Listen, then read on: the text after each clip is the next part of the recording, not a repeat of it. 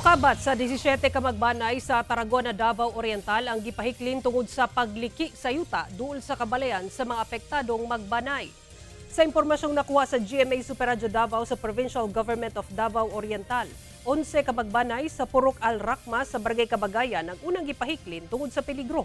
Samtang unom ka magbanay sab ang gipahiklin gikan sa Barangay Tumuawong kini tungod sa pagpangliki ug pagkakankan ingon man paglihok sa yuta ilalom sa konkretong kalsada. Dunay gipahimutang nga mga tent duol sa Barangay Hall aron kapunduhan sa mga apektadong pamilya.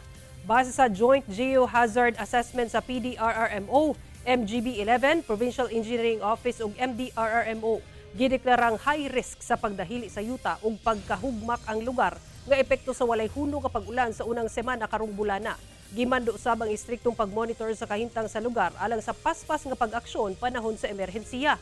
Hinuon na gihatag nga tabang ang provincial government ngadto sa mga apektadong residente.